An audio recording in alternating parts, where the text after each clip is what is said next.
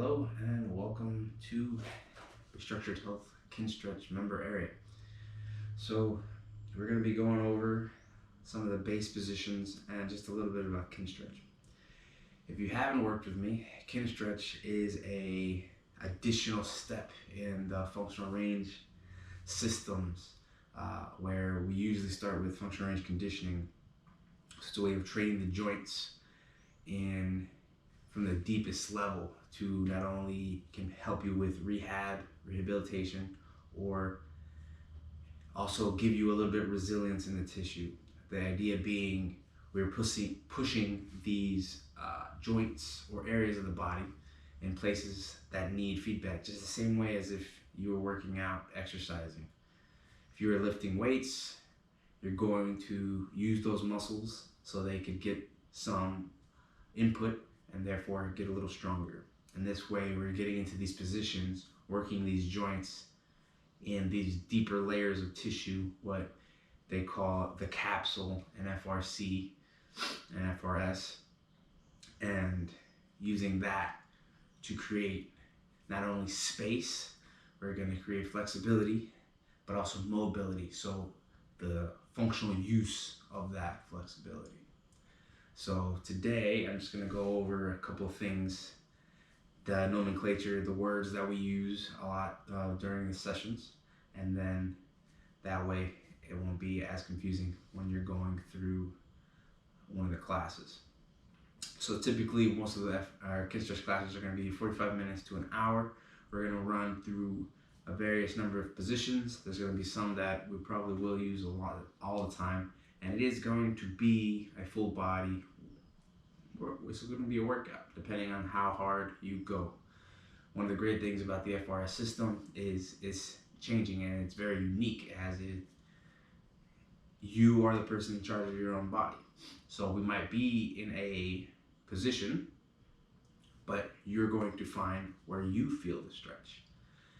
In general, there's going to be an area that we want to focus, but no two people are going to be the same. So I may feel the stretch a little bit differently than you will. And that's part of what we are going to try to do each time we go through one of these classes. My plan here is to do 2 classes a week and offer those to people who are going through the sessions. And then in the area, in the member page, you can go ahead and ask for certain things that you're having issues with flexibility wise or pain wise, and I'll drop videos in there periodically. So to start, we're just going to go over some of the nomenclature. Kinstretch is Kinstretch. Functional range conditioning, I will usually call FRC. So these are a group of exercises that we use in Kinstretch, along with different positions and different other exercises to work these areas in question. So the first, the idea of the functional range conditioning, again, is to train these joints. So first, we're just gonna go into the different positions, or actually, the first thing we'll try to do is some things you might need. So here, I have a mobility stick here, or basically you could use anything like a dowel or even a broomstick will work. It's just going to help me in cases where I need to stand and balance. So this just helps me. So one of the movements, like say we're moving through range of motion in the hip. So a dowel. I have a yoga mat. Another thing that will be very handy is like a yoga block. We will be using them in different heights depending on your level. I also have a shoe or something like a rolled towel that can help support you in certain positions, putting support on their joints. The idea here is you should be feeling stretch and not pain. So if you're feeling pain, stop, come out of the stretch a little more. But with that, we will go into some of the positions. So the first position I'm gonna go to is just the squat. So usually my feet are about shoulder width apart, and for the squat, we're going to go down as far as you can comfortably. For me, I have little bit of pain on this leg at the moment. But generally, if you can go into a full deep squat, you notice that I'm touching, my hip is touching my lower leg. If you are unable to do this, some of the other positions, will you just go as low as you possibly can. So if you can only squat, that far, then that's as far as you can go. An augmented squat is called this combat base position. So I'm kind of seated on here. Here we're going to use this to kind of stretch the calves sometimes. One of the main base positions we'll be working on is the 90-90 position. So here, one leg is going to be 90 degrees in front, and then the trail leg is 90 degrees in back. From a different angle, 90 degrees and 90 degrees. As we are only going to be training a certain hip at a time, if this is too uncomfortable, if you feel too much of a stretch or it's too hard, then say I'm training my front leg, you can kind of relax the back leg. So we're only going to be working on the front. And then the same thing, if I'm training for the back leg, you can relax the front one to kind of take some pressure off. And this is what I was using the blocks for, or in my case, the shoe, just to take some pressure off my knee.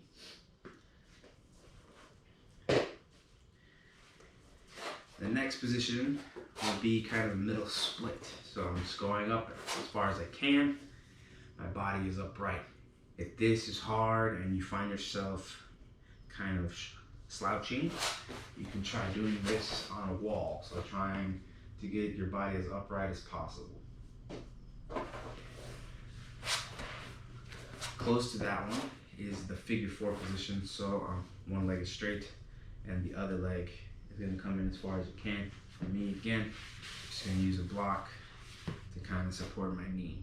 So here we would be stretching the hamstring or all the connective tissue in the straightened leg.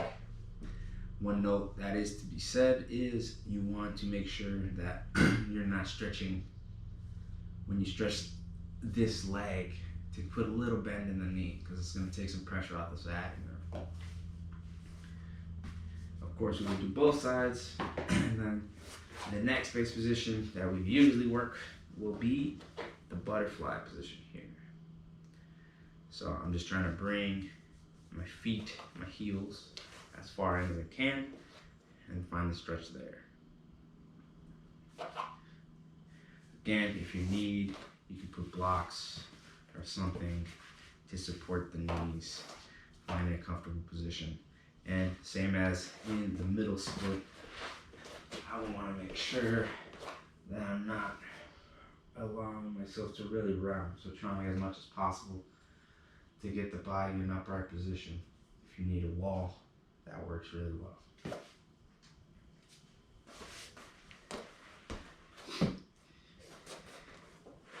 Although there are many other positions, one of the last positions that I'm probably going to be working on, especially working with people who have done this before, is the bear position. So here is kind of equates to this 90-90 where I'm training the back leg.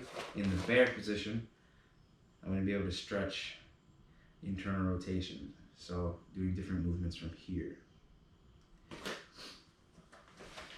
Last but not least, we have kind of a quadruped here. You're going to be doing things that you probably are aware of, like cat-cow and other instances like that. As far as positions, I will review everything during every class, but I just wanted to give a brief overview of some of the more basic ones that I'm going to be using a lot. Other things like verbiage. So in Kinstretch, I'm going to be constantly saying things like MVCs. So this is maximal voluntary contraction. So when we're doing a stretch, we're going to contract not only the muscle that we're working on, but the whole body. So this acts as an extra input to the body, and you will get more effect from the tissue that you're using, because everything around it is going to kind of help out. The analogy here is, if you were going to push a car, you wouldn't just use your arms. You would take a deep breath, contract in your abdomen, use your whole body to push something heavy like a car. So that's going to be kind of the same process. So usually we'll ramp up this MBC in a manner of an irradiation. So this irradiation is this full body contraction that we're going to be using everywhere. So when I say we're going to start irradiating, that's what I mean. And then we're going to start probably at 5%, 10, building it up to a maximum safe place. You could probably stay around 60, 80%. If you're used to this, go ahead and go as hard as you can. These are going to usually be isometric contractions, meaning the muscle fiber is moving. So if I'm doing a bicep curl, this is concentric. The muscle is shortening. Or if you're hanging and trying to let yourself down, that is an eccentric movement. The muscle is lengthening as I'm working out. But here, there's going to be no movement because I'm usually going to be blocking. In that case, especially if you're radiating for 80, 90%, you can expect to be doing a lot of force. And that being said, it is going to be a workout. You can get sore.